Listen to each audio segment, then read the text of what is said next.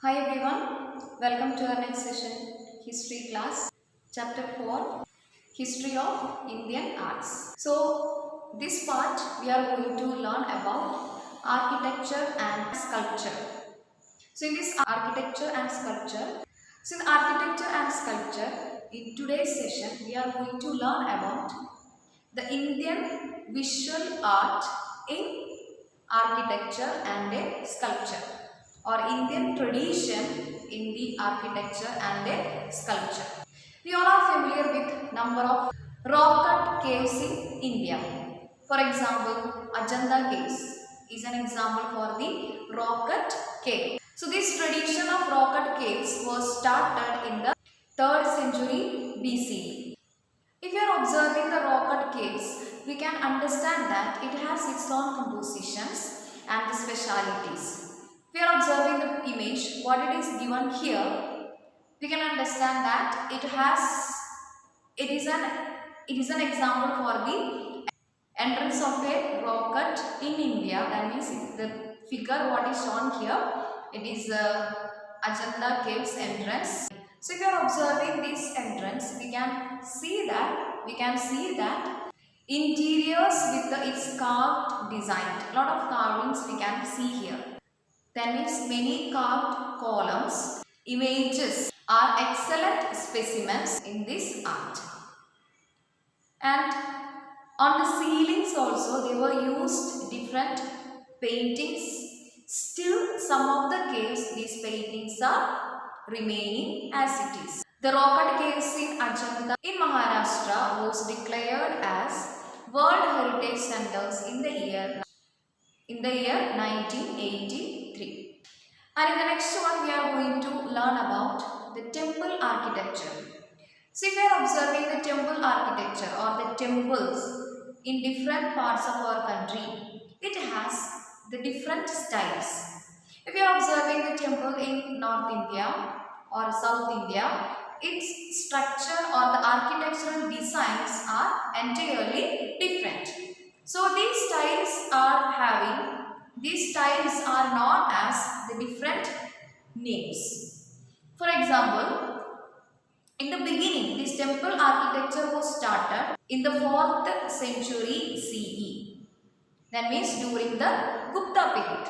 So, in the beginning of this temple architecture or in the temple, we can see only sanctum. It is also known as Garbhagriha. That means it is the inner part of a temple where the cult image of the deity is placed. In earlier times, for this temple, only this part and the verandas were only there. And these verandas were having the 4 columns. So 4 columns, and inside this it is the inner place of the temple, and in that middle or in this inner place, that is a very holy place. So in that holy place, these deities cult image was kept. So in the beginning of this temple architecture, it was like that. It was very small or simple one was there. And later, during the 8th century, the temple architecture reached its peak form. That means lot of changes. Different types of architecture styles were also introduced during the 8th century in India. By the medieval period, different styles of temple architecture were introduced. For example, if you are observing the North India, in North India, Nagara temple architecture or Nagara style of temple architecture introduced, and in the South India, Dravida style was used. And we can see the next one, it is Vesara style. So in this Vesara style, we can see the mixing or this a blend of both these styles. Both these styles means Nagara style and Dravida style. And apart from this, the next one, it is Bhumija style. So in the Bhumija style temples we can found in Madhya Pradesh and Maharashtra. So these all temple or this architecture has its own speciality.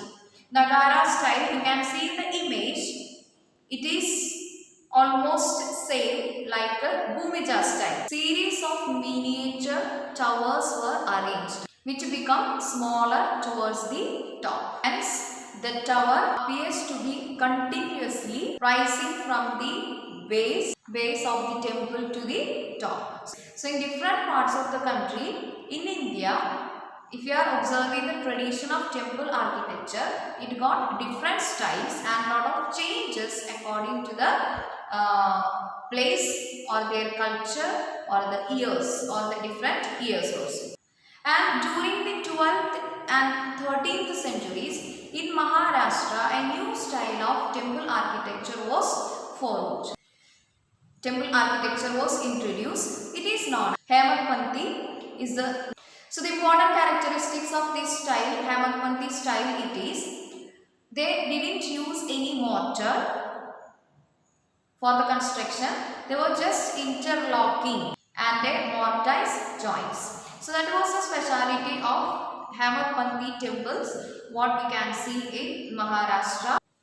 In the medieval period, we know that means when you learn about history, the ancient, medieval and a modern periods. We have divided and we learned also. So in this medieval period, we can see that the sultanates were ruling in India. For example, like Mughals were the examples. They were ruling in our country and they made lot of changes in the architectural system and they made their own one architecture and tailored for the formation of Islamic architecture in India.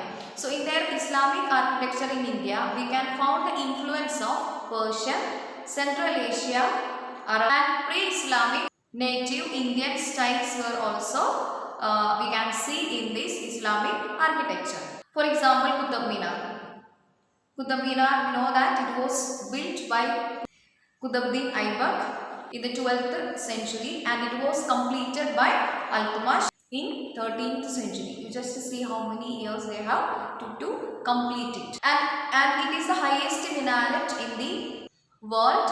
It is 73 meters in height and it is declared as a World Heritage Center. And the next example for this Islamic architecture, it is Taj Mahal. The speciality of Taj Mahal, if you are observing the picture, you can see that the dome shaped are the most important thing they have introduced here. It was constructed by Shah Jahan, you know the story and all, for the memory of Mumtaz Mahal. It is also declared as a World Heritage Center. The next one, it is the Gol Gumbaz at Birjapur. It was built in the 17th century CE. This grand building houses is a burial of Muhammad Adil Shah Birjapur, and this building got a speciality. Inside the dome, we can see a gallery. If you are whispering something, it will be here to each and every word in that building. Same manner, if you are clapping, the echo sound also will be, we can hear. So that is the speciality of this architecture. What is our architecture? Gol Gumbaz. During the British period, a new architecture style was raised in India, that is known as Indo-Goliath. So buildings like churches, government officers or residences of the officials, these all were following this Indo-Goliath architecture. A very good example we can find in Maharashtra, Chhatrapati Shivaji Maharaj Railway Terminus. Mumbai is an example for this Indo-Goliath architecture. This is also an example for the World Heritage Site. So these are the main topics regarding the architecture and a sculpture of India, or the tradition of visual art in sculpture and architecture. So we'll see the videos regarding, so we'll watch a video regarding this topic. What are the Indian traditions of visual arts in architecture and sculpture?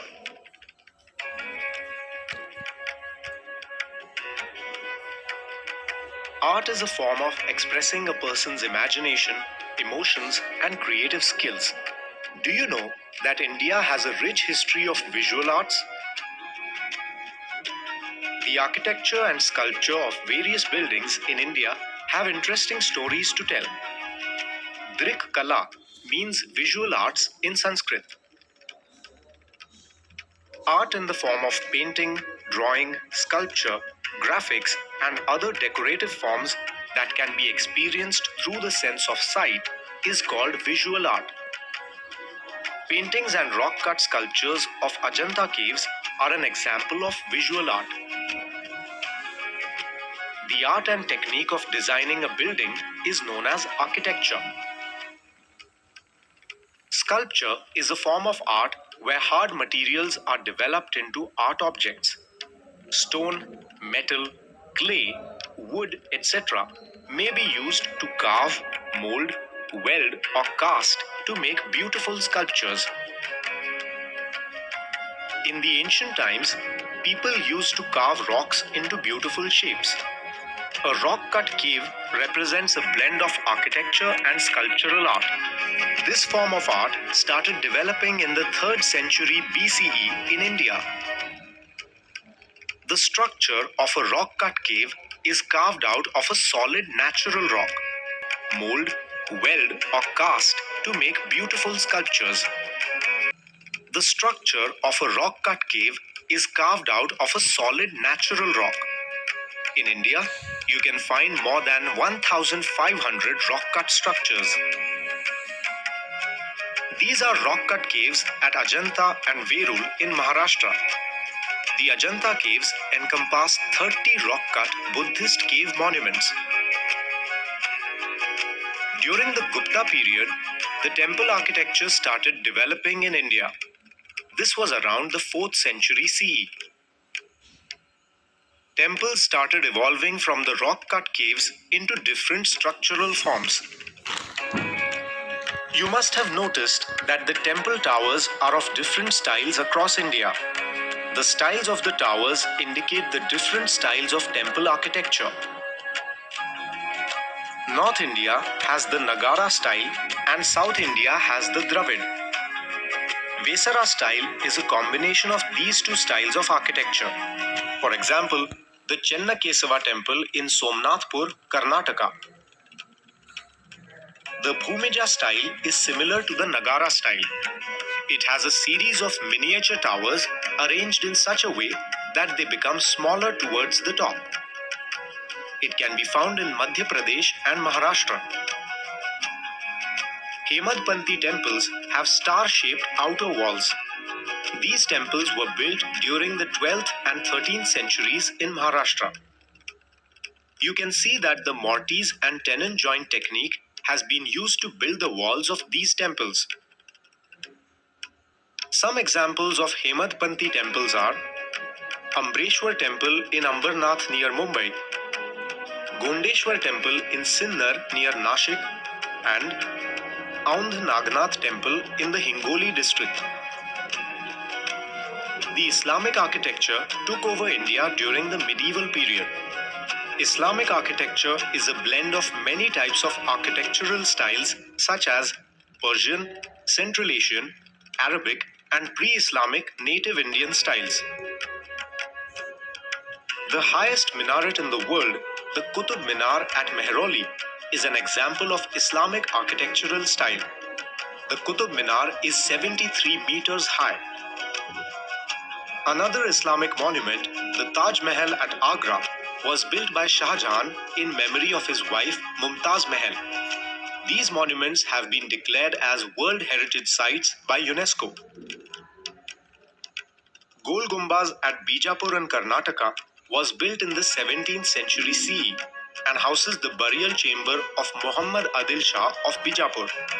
Inside the dome, there is a round gallery. Even a light whisper by a person standing in the gallery can be heard everywhere around. Indo-Gothic architectural style evolved during the British period in India. Churches, government offices, residences of top officials, and railway stations that were built stand as examples of this style of architecture. The famous Chhatrapati Shivaji Maharaj Railway Terminus in Mumbai is the finest example of the Indo-Gothic architecture.